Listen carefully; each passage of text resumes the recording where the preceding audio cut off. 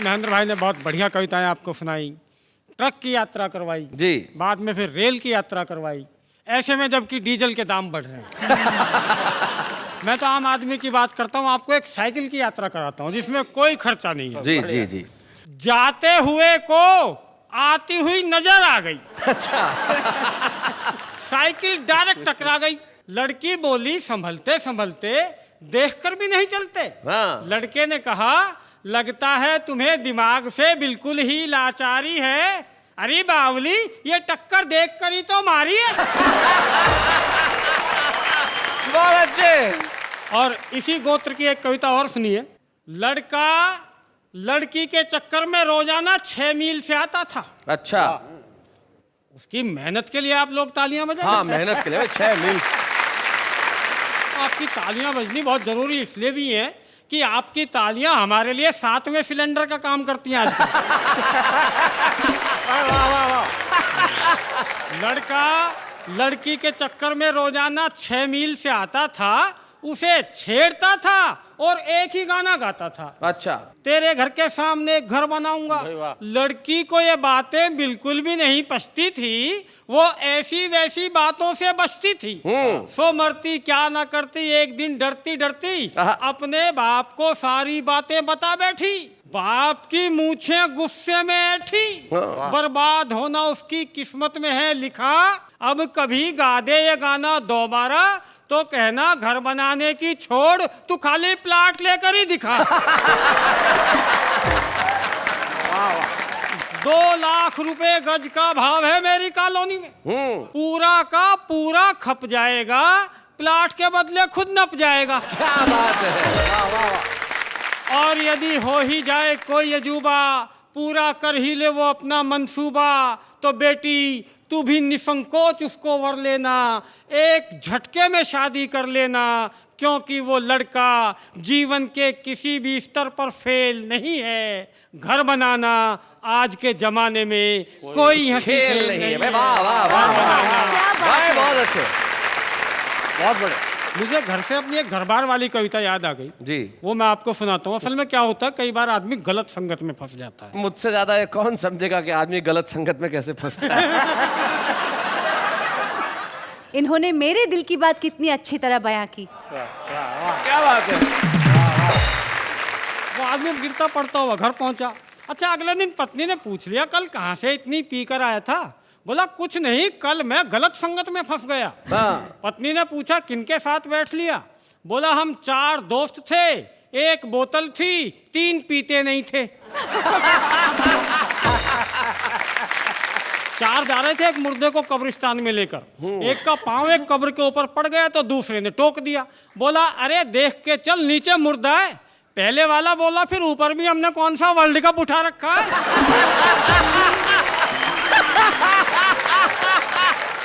और अंत में मैं एक एक्सट्रीम कविता आपको सुनाता हूँ। एक्सट्रीम? हाँ। एक काला आदमी। अच्छा। देखिए उसका कालापन बताने के लिए शैलेश जी मैंने कितनी काली शाही खर्च की है। जी देखता। नेहा जी देखना आप भी, और जो बात आपको अच्छी लगे इसी तरह आप मस्ती में सुनिए, जिस मस्ती में सुन रही हैं। भाई ये भी कहिए कि साथ में समझिए भी।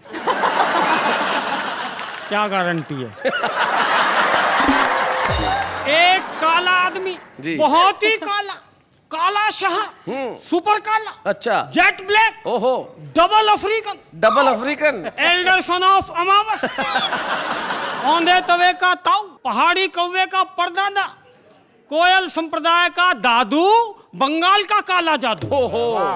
तारकोल जिसके पैरों में भक्ति भाव से पसरता हो, कोयला जिसका रूप रंग पाने के लिए सदियों तक जमीन के नीचे बैठकर तपस्या करता हो।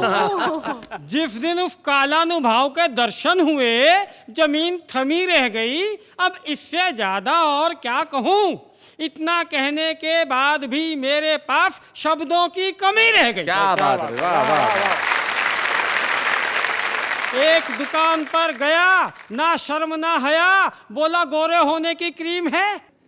दुकानदार ने जैसे ही गर्दन इंकार में हिलाई तो कहने लगा फिर जूतों की पॉलिसी दे दे, कम से कम चमक तो बनी रहेगी भाई। आप सबको नमस्कार करता हूँ जी। और आपको धन्यवाद देता हूँ कि मैं आपकी पहली पसंद बना। मेरी पहली पसंद में तो कोई खास बात नहीं, इनकी पहली पसंद में खास मैंने तो बात है। आपका नाम इसलिए ले लिया कि आपका भी सम्मान रह जाए। आपने बताया दुबे जी के बारे में, उनको देखकर आपको 1951 से पहली ब्लैक एंड व्हाइट फिल्में याद आई। मेरी समझ में एक बात नहीं आई, फिल्म वाले उस समय ब्लैक एंड व्हाइट में व्हाइट कहाँ से लाते थे।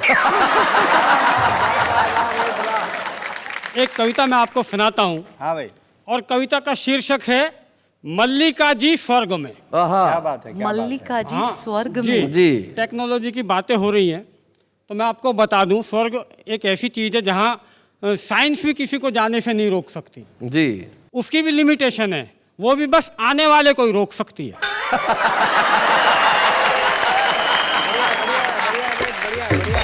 भगवान किसी को ऐसा सपना ना दिखाए जिसमें मल्लिका जी भगवान को प्यारी हो जाए। अच्छा। पर मैंने देख लिया जनाब, और देखते ही ऐसा सदमा लगा था, यमराज को एक यमदूत इमरजेंसी में मेरे लिए भेजना पड़ा था। अच्छा। कवियों का हीरोइनों पर मरने का यह पहला प्रयास नहीं था। अच्छा। मैं तो इस मामले में 20वें नंबर पर खड़ा था, पर मरकर एक बात मेरी समझ में आ गई, मधुबाला के मरने के बाद जेमिनी हरियाणवी जी को अटैक क्यों पड़ा था। इन्हें तो डॉक्टरों ने बचा लिया, इसलिए आज तक डॉक्टरों को कोसते हैं। अरे हत्यारों, मधुबाला ऊपर चली गई और तुमने मुझे नीचे ही रोक लिया। एक डॉक्टर बोला, जेमिनी जी अगर ऊपर जाकर भी आपको मधुबाला नहीं मिलती तो आपका दिल नहीं टूटता। जेमिनी जी बोले, घर में जो ललिता पवार बैठी है उससे तो पीछा छूटता।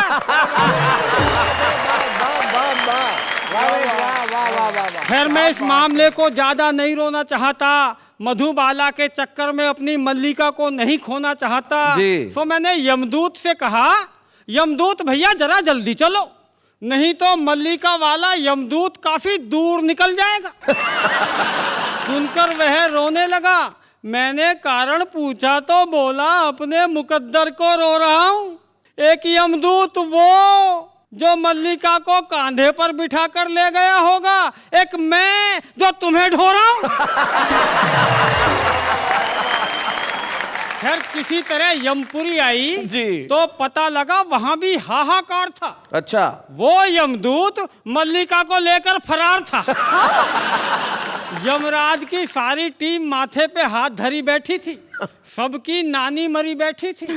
वो तो शुक्र है तभी वो मल्लिका को लेकर वहां आ गया, अगर थोड़ी देर और नहीं आता तो इनका तो मुझे पता नहीं, मैं तो मरा मराया दोबारा मर जाता। बहुत अच्छे। यमराज ने पूछा, अरे मूर्ख इतना समय कहाँ लगाया। यमदूत ने बताया, इनका मन बहला रहा था, इन्हें घुमा फिरा टहला रहा था। यमदूत के मल्लिका को घुमाने पर यमराज अंदर ही अंदर जला। अच्छा। आज उसे पहली बार अपना यमदूत न होकर यमराज होना खला। अच्छा। फिर झेप मिटाते हुए मल्लिका से बोला, फील मत करना मल्लिके।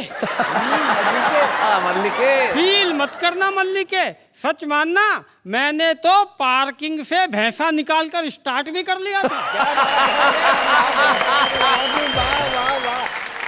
मैंने तो पार्किंग से भैंसा निकालकर स्टार्ट भी कर लिया था, पर कमबख्त चित्रगुप्त ने टोक दिया, पद की मर्यादा की दुहाई देकर रोक दिया, वरना तुम्हें लेने मैं खुद जाता, और ये तो तुम्हें यहाँ लेकर आ भी गया, मैं कभी नहीं आता।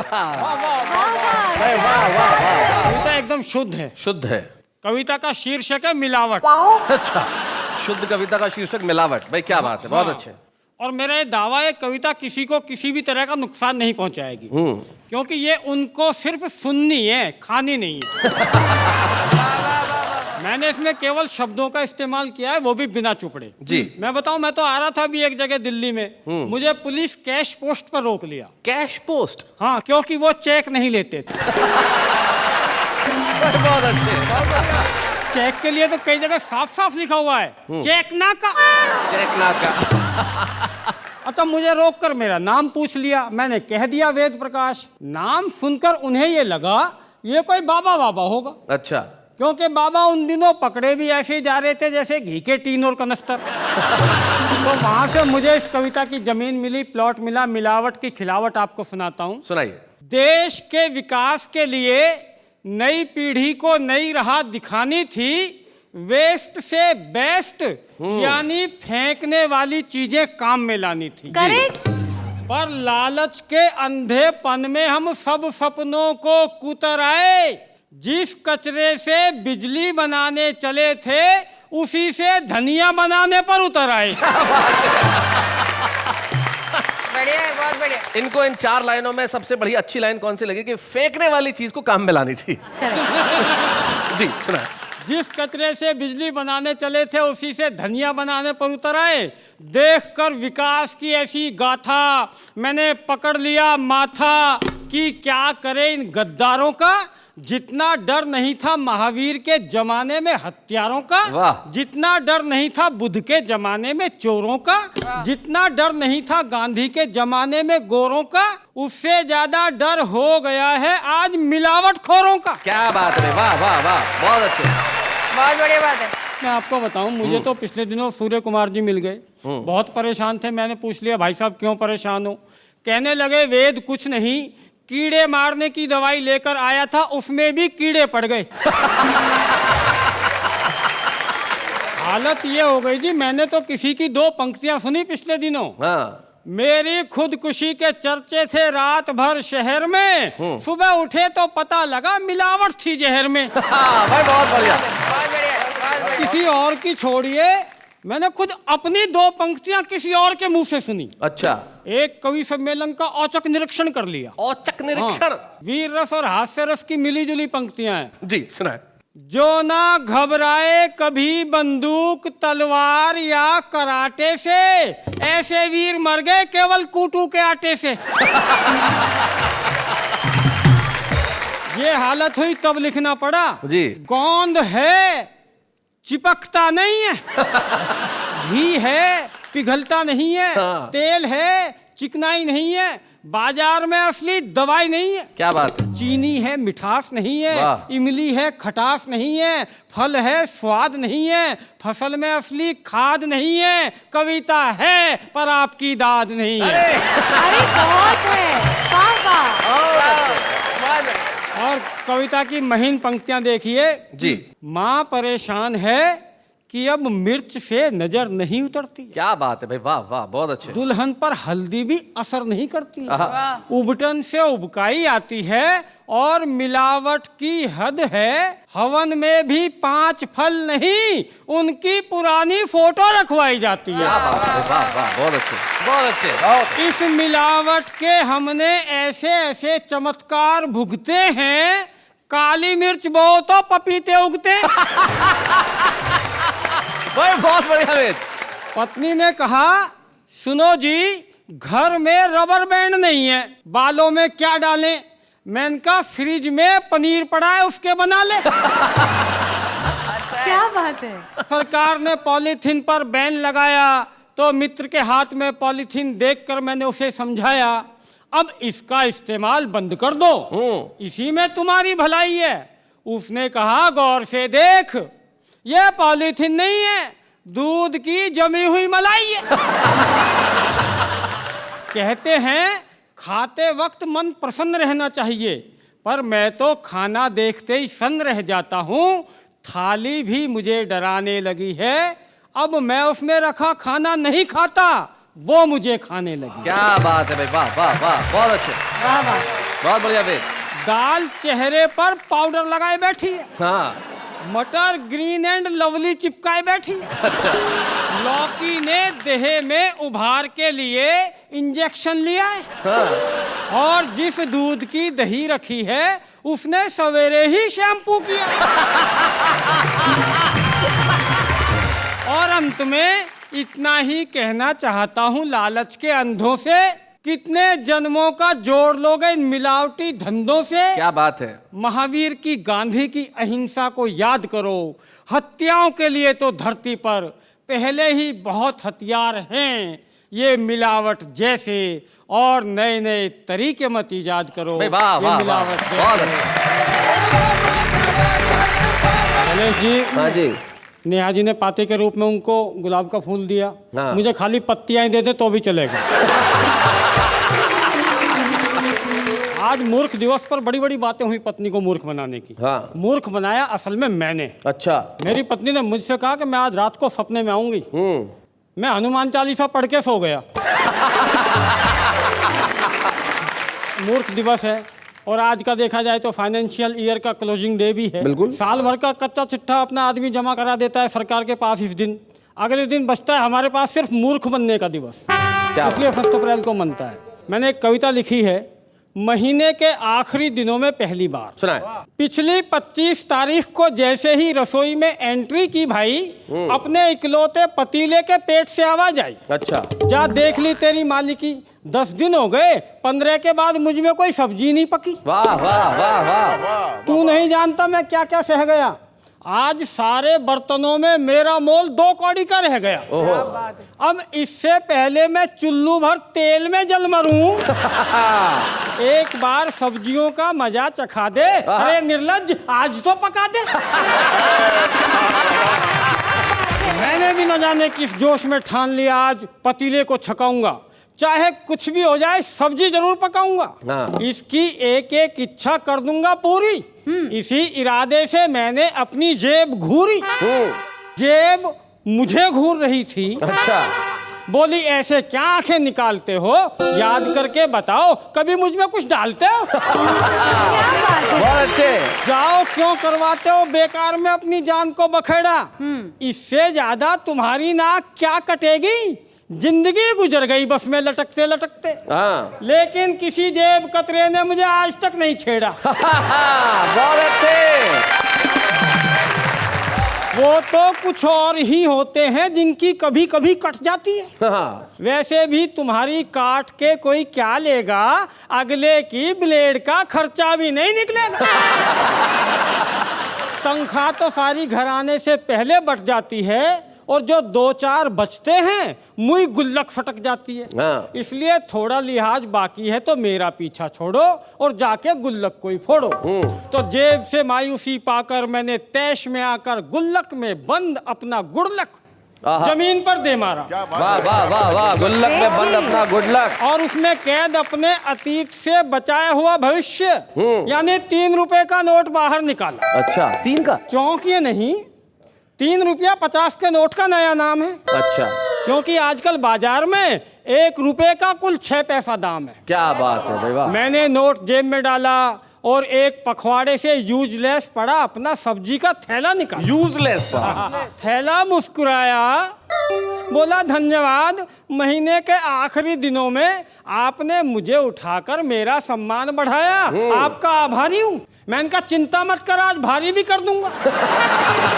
तुझे सब्जियों से भर दूंगा। सो इन सब से लेकर हरी झंडी जैसे ही जाने लगा सब्जी मंडी, तो एकाएक दिमाग ने टोका, डराया धमकाया रोका। एक कवि होकर महीने के आखिरी दिनों में सब्जियां खरीदेगा? बगैर अनुभव के इतना रिस्क? कहीं कुछ हो गया तो कौन जिम्मेवारी लेगा? मैं दोबारा अपनी गिरेबान में झांका, बची कुची हिम्मत और औकात को आंका, दिल को मजबूत कर दिल से नो ऑब्जेक्शन सर्टिफिकेट लिया। भाई साहब मैं सब्जी मंडी चल दिया। अच्छा। जाते ही सब्जी वाले से कहा, हरी सब्जियों के भाव बताओगे? बोला बता दिए तो पीले पड़ जाओगे। क्या बात है, वाह वाह वाह, बहुत अच्छे रेट। अरे महीने के आखिरी दिनों में हरी सब्जियां खरीदोगे? बैठे ठाले पुलिस से पंगा लोगे? वो जल्दी में हुए किसी भी चोरी या डाके में तुम्हें धर सकते हैं, और खर्चे के चर्चे हो गए तो कोई बड़ी बात नहीं है दोस्त, इनकम टैक्स वाले भी रेड कर सकते। क्या बात है, क्या बात है कि इस आदमी ने इन दिनों भी सब्जी पकाई। अब सवाल ये उठता है, इसके पास इतनी व्हाइट मनी कहाँ से आई? व्हाइट मनी, बहुत अच्छे। हमने कहा यार लेक्चर मत पिलाओ, हमारे पास 50 हैं, तुम तराजू में सब्जियां चढ़ाओ। उसने सब्जियों की बजाय नजरें हम पर चढ़ाई और बोला, सब्जी मंडी का इतिहास गवाह है भाई, कभी किसी 15 तारीख के बाद तुम्हारी आत्मा तक इधर नहीं आई।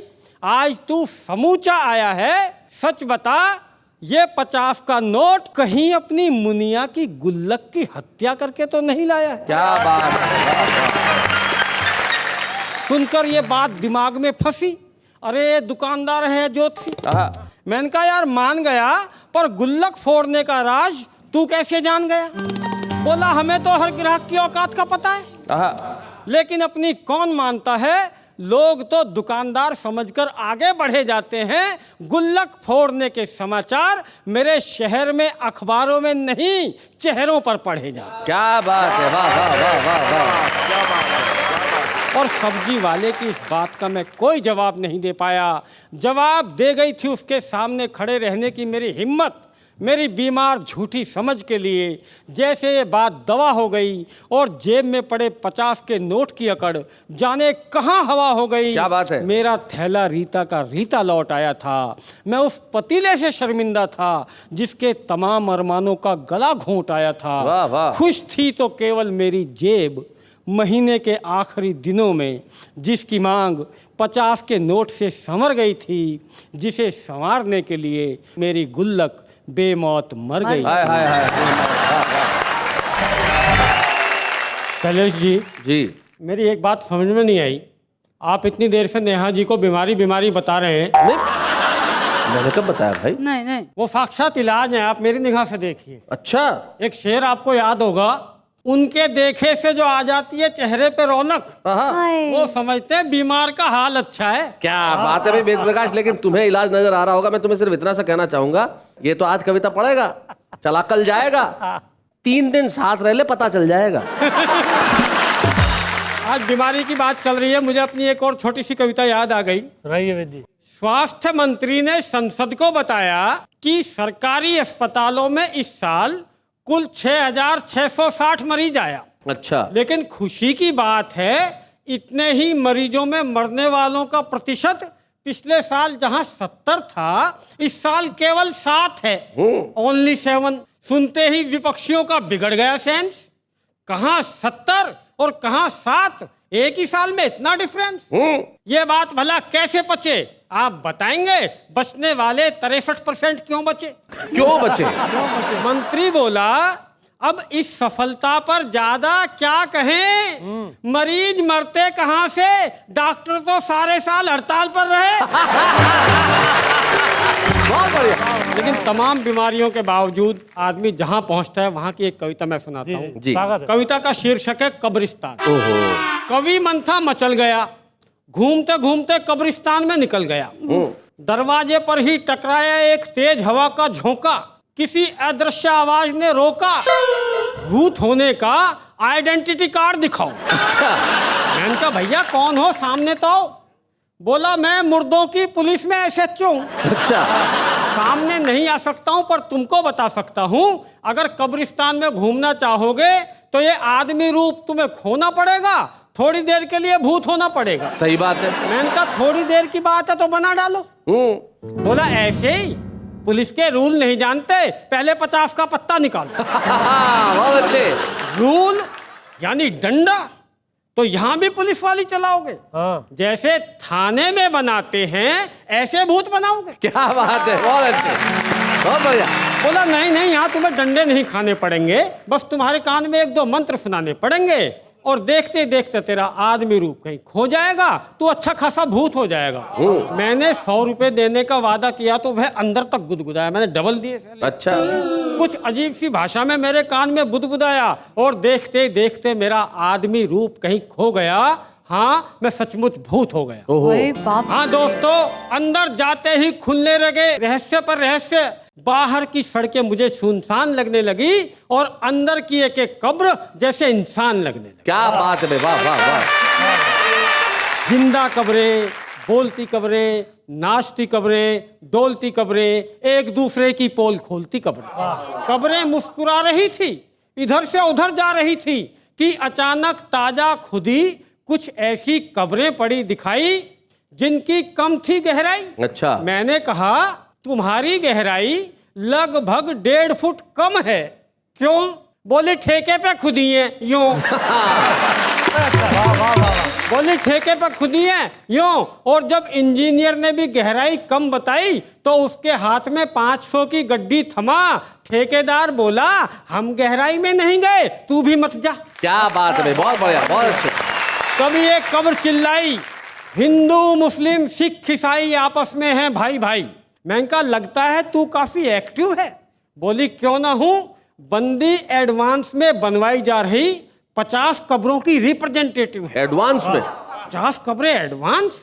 पहले तो कभी नहीं आया ऐसा चांस। कहने लगी तेरी समझ में नहीं आया है, कल शहर में होने वाले प्रायोजित सांप्रदायिक दंगे के बाद लोग लाशों को सड़कों पर देखकर उत्तेजित न हो, इसलिए एडमिनिस्ट्रेशन ने हमें एडवांस में खुदवाया है। क्या बात है भाई, वाह वाह, बहुत बढ़िया, बहुत अच्छे वेद। एक कब्र ने रौब झाड़ा, किसी ने मेरा कुछ नहीं बिगाड़ा, मैं वीआईपी हूं।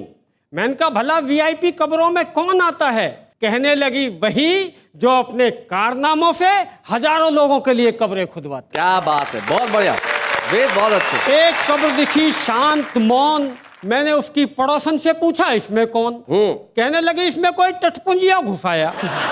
जाने से काहे की लगन रहती है, हमसे बात ही नहीं करती, अपने मुर्दे में ही मगन रहती है। वो तो इसका मुर्दा फुक्कड़ है, भुक्कड़ है, लावारिस है, फुटपाथ से उठाया है और चंदा मांगकर दफनाया है। उस पर ये इतनी नखरे वाली है, जरूर मुई इसके मुर्दे ने सिर पे चढ़ा ली है। वो चूमता है इसकी दीवारें, जमीन बुहारता है, निहारता है छत को और कहता है इस जिंदगी ने हरदम फुटपाथ पर लिटाया, एहसान मौत का है, अब सर पे भी ऐसा है। हाय हाय हाय हाय हाय, क्या बात है वेद, वाह वाह वाह वाह। एक कब्र कुछ हिली, कुलबुलाई कुछ हिली, बाकी कब्रों में मच गई खलबली। ये क्या है, ये क्या है, हमारी जिंदगी में पहला वाकया है। अच्छा, ये किसी की साजिश है, षड्यंत्र है। एक बूढ़ी कब्र बोली तुम घबराओ मत, इससे खौफ खाओ मत, इसका हिलना ना किसी की साजिश है ना षड्यंत्र है। दरअसल जो इसमें दफन है ना, भारत का जिंदा लोकतंत्र। क्या बात है, वाह वाह वाह वाह। क्या बात है। और जब जब इसे अपने पास किसी चिंगारी का आभास मिलता है, तब तब ये उसे मशाल बनाने को हिलता है। लेकिन कोई बेरहम बारिश आती है और चिंगारी बुझ जाती है। क्या बात है। जरूर इसे आज भी ऐसी ही कोई चिंगारी दिखी है जिसे बारिश से बचाने के लिए ये किसी को बुला रहा है, इसीलिए कुल बुला रहा है, इसीलिए कुल बुला रहा है। और दोस्तों, जब मैं कब्रिस्तान से बाहर आया तो मैंने समूचे हिंदुस्तान में कब्रिस्तान और कब्रिस्तान में एक हिंदुस्तान पाया। भाई क्या बात है, वाह वेद। अनोखे लाल का पड़ोसियों की जलन, मालिक का गर्व वाला 32 इंची LCD चोर ले गए। अच्छा, अनोखे लाल को दुख और पड़ोसियों को खुशी दे गए। रपट लिखवाने अनोखे लाल चला गया थाने, तो थानेदार ने कहा पहली बात तो तूने LCD लाकर पड़ोसियों को जलाया ही क्यों, और उन्हें जलाया तो यहाँ आया ही क्यों, उन्हीं के पास जा। थानेदार को पता नहीं था अनोखे लाल की पहुंच ऊपर तक है। अच्छा। जब अनोखे लाल ने अपना जलवा दिखाया तो थानेदार भागा भागा उसके घर आया। बोला सर माफ कर दो, आपको पहचान नहीं पाए, पर अब पहचान गए हैं जी। आपका LCD आपको आज ही मिलेगा। बस एक छोटी सी दिक्कत है, थाने में इस वक्त 32 इंची का कोई सेट नहीं है, तो 42 इंची LED चलेगा। और इस घटना से अनोखे लाल को ज्ञान की प्राप्ति हो गई। सुना है उस निपट कुंवारे अनोखे लाल की कल ऐसी पत्नी खोने वाली है जिसका हुलिया थानेदार की घरवाली से हूबहू मिलता है। बहुत बढ़िया। जब शराफत की बात चली रही है तो मैं आज तक के सबसे शरीफ चरित्र पर एक कविता सुनाना। जी। एक कविता मैं रावण पर सुनाना चाहता हूं। हाँ, सबसे शरीफ चरित्र। हाँ, रावण दिल्ली आया पीछे दशहरा के बाद, तो उसका क्या हाल हुआ। होता क्या है शैलेश जी, कई बार आदमी गलत संगत में भी फंस जाता है जी। लोग ऐसी बात कर रहे हैं, हमारे नेता आजकल रावण को भी मात कर रहे हैं जी। ये बात उड़ते उड़ते रावण तक पहुंची तो रावण बौखला गया। अपने से भी बड़े राक्षसों के दर्शन करने वो लंकापति, वो दशानन, आनन फानन में सीधा दिल्ली आ गया। क्या बात है। स्टेशन से बाहर आते आते घटना घट चुकी थी, टैक्सी करने के पैसे भी नहीं बचे थे, अगले की जेब कट चुकी थी। रावण रावण की जेब कट चुकी थी। निराश, मायूस, लंकेश, चेहरे पे उदासी, मन में क्लेश लिए वो मुझसे टकराया। बोला, भाई साहब, आप भारतीयों के हाथ जोड़ते हैं। आपकी तरक्की देखकर तो हम भी शर्मा गए। त्रेता में नाक काटने से चले थे, कलयुग में जेब काटने पर आ गए। क्या बात है वेद, बहुत बढ़िया, बहुत अच्छे। वो तो भला हो मंदोदरी का 100 का नोट अलग से अंटी में फंसा दिया था। अच्छा। वरना खाने के भी पैसे नहीं बचते, मुझे तो मरवा दिया था। मुझे क्या पता था सीता को चुराकर राम का दिल दुखाने के मुझे ये फल भोगने पड़ेंगे कि मैं फलों को तरफ जाऊंगा। वाह। मेरी समझ में नहीं आ रहा इन 100 रुपए में मैं भला क्या खाना खाऊंगा। True. मैंने कहा राम को क्यों इल्जाम दे रहे हैं? राम को सताने वाले तो मजे ले रहे हैं। क्या बात है। गणेश जी, आप भी, वो त्रेता होगा जहां राम को सताने पर मातम पुरसी मिलती है। ये कलयुग है रावण डार्लिंग, यहाँ राम को सताओगे तो कुर्सी मिलती है। क्या बात।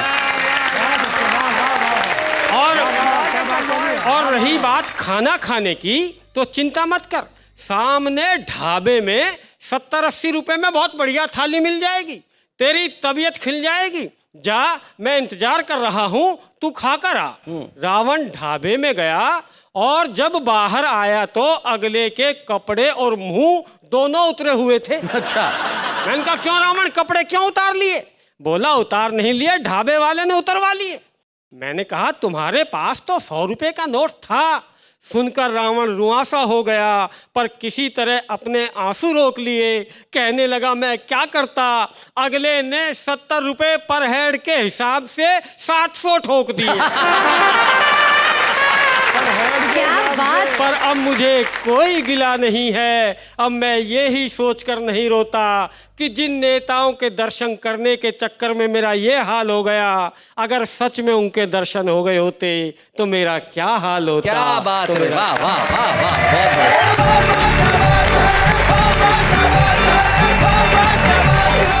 ऐसे और भी मजेदार वीडियो के लिए हमारे चैनल को लाइक, शेयर और सब्सक्राइब करें।